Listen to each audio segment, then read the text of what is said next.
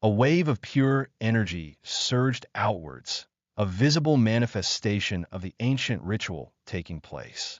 Purification rebirth, the narrator intoned, the words heavy with significance. It expels impurities from the body and transforms one's physique to accumulate mana more easily. An ancient secret technique. However, the narrator continued, it requires several powerful mana users and takes days of suffering to perform. The scene shifted to Theo as his body radiating power. Even then, it has only been proven effective on children under 5 years old. The explanation concluded, a sense of impossibility hanging in the air. A close-up of Theo's face, now marked by the swirling, dark energy of the phantom dragon, filled the scene. The fact that this purification process occurred in Theo was the result of countless coincidences aligning perfectly, the narrator stated. The first of these extraordinary circumstances, the narrator explained, was the extreme corpse poison that invaded Theo's body. A skeletal figure, its eyes burning with an unholy red light, lunged towards Theo, its bony fingers reaching out. The corpse's figure shown in chains. The second crucial element, the narrator continued, was the condensed mana accumulated from consuming ghost shade for decades. The image of the purplish-black flowers, their petals unfurling ominously, underscored the source of this potent energy.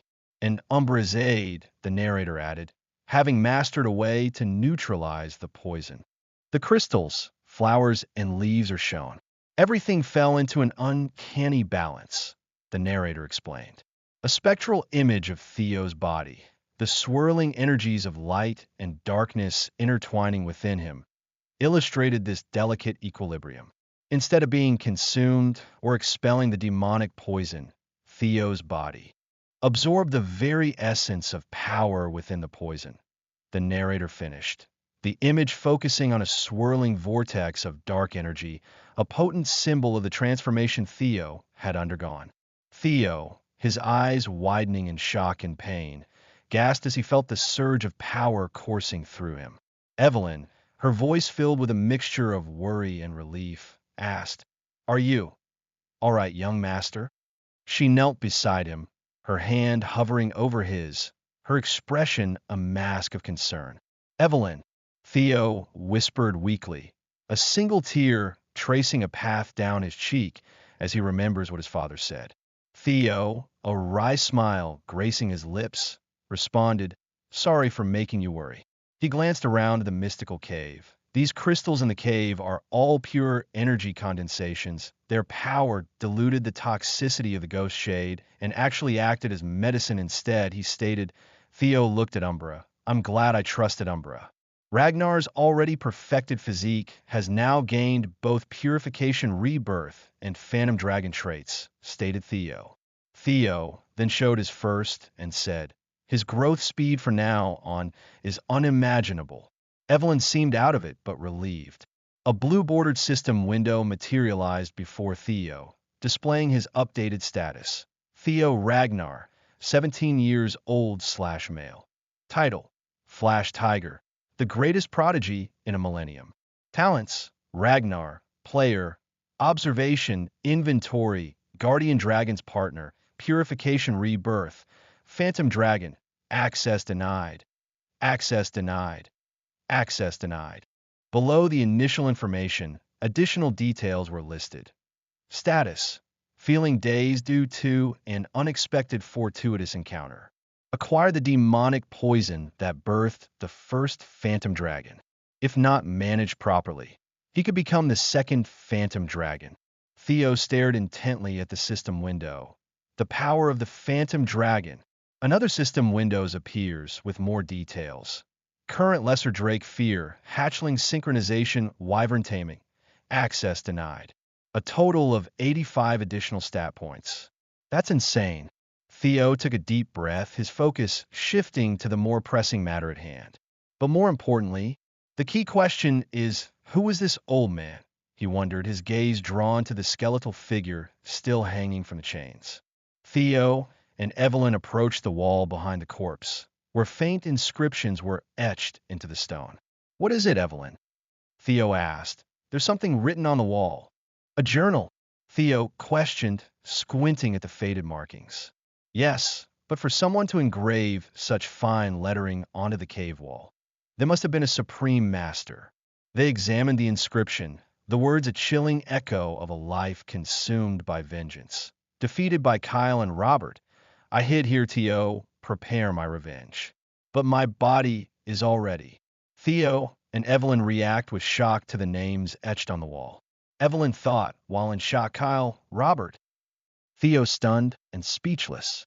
The entries continued, painting a grim picture of the writer's declining state.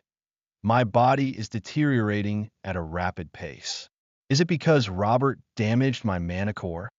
The ghost shade I consumed to survive might actually be killing me. I'm starting to lose consciousness. The demonic nature is taking over. Damn it, I haven't even begun my revenge. So why? The desperation and despair were palpable in the fading words. I'm losing consciousness more frequently. It's time to make a decision. And I must admit it. There is no hope left for me. I will leave everything behind and melt my beloved sword, the jade serpent blade, to bind myself. I hope someone finds this place. I hope they fulfill my wish. I hope they complete my revenge. I pray that my successor will surpass them. I leave my legacy here. Theo and Evelyn exchanged a look of stunned disbelief. Wait a second. The next part. Is this phantom sword art and storm thunder god? Evelyn exclaimed, her voice filled with astonishment. Then that means this man is... The narrator's voice returned, filling in the missing pieces of the puzzle. A legendary figure who freely controlled the wind, and the tragic hero who, 40 years ago, competed for the throne against the current patriarch until the very end. Wind Lord Hector Ragnar. Theo exclaimed, a chilling realization dawning upon him. I was told he was dead, yet he was here all along. Evelyn began to cry, her face a mask of grief and shock. She fell to her knees, her voice choked with emotion. What are you doing? Theo asked, his voice laced with concern. Even though he was defeated and exiled by the patriarch, Wind Lord was still a rightful heir of the Ragnar bloodline, stated Evelyn. She continued by stating, a vassal of Ragnar harming a rightful successor is a grave crime punishable by immediate execution, so stop spouting nonsense.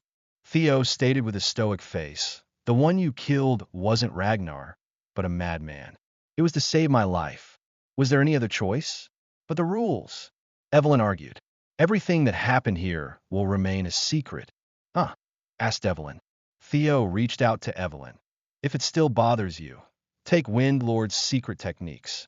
Evelyn was surprised. Wind Lord's secret techniques rival even the Nine Dragons' techniques.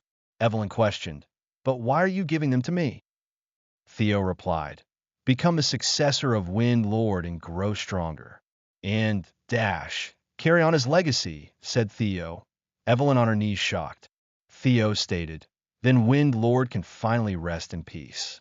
Now that you are his disciple, no one can call a crime. Evelyn, confused at this statement, asks, didn't you say you would become my sword, Evelyn? Evelyn then realized what was happening. Ibn Nereville, senior swordsman of Ragnar. I pledge my loyalty to Lord Theo Ragnar as his vassal, stated Evelyn. She continued, I humbly ask my great and noble lord to accept the oath of his humble vassal. Theo smiled at this and stated, you really are a rigid rule follower. Theo extended his hand towards Evelyn.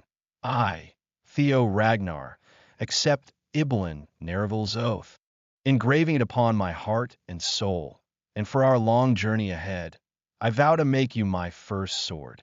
Theo smiled to Evelyn and Umbra. Sounds of wind, rushing and whistling. The scene shifted, the camera panning across a vast, bustling training yard. It was the White Armored Dragon Corps headquarters, a place of rigorous discipline and relentless training. Hulkus, his voice booming with characteristic enthusiasm, shouted, ha ha, that Theo still hasn't arrived yet. Maybe I'm actually the most talented in the White Armored Dragon Corps. He grinned, flexing his considerable muscles. Suddenly, he froze, his eyes widening in disbelief as he spotted a familiar figure approaching, accompanied by an even more familiar and terrifying dragon. He stammered, his bravado instantly vanishing. Theo entered grounds. Theo Ragnar. What did you bring with you? Evelyn walked by his side. The other recruits, equally stunned, exchanged bewildered glances. One exclaimed, "Don't tell me. Is that Umbra? How did he manage to make that unruly beast his partner? So this is what makes him the greatest prodigy in 1,000 years. Wow, even this is talent. What the hell?" Senior swordsman Iblin Nereville and junior swordsman Theo Ragnar. "We have completed the aptitude test and returned," stated the supervisor. "But where's the captain?" Theo inquired, noticing the absence of their commanding officer. "He received an urgent message just now and returned to his office," a young recruit replied, his voice laced with a hint of nervousness. Evelyn's expression darkened, a sense of foreboding washing over her. "An urgent message?" he muttered, her eyes narrowing.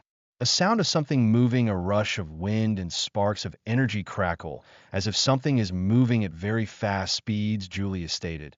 "I know you just completed the initiation, but I'm sorry.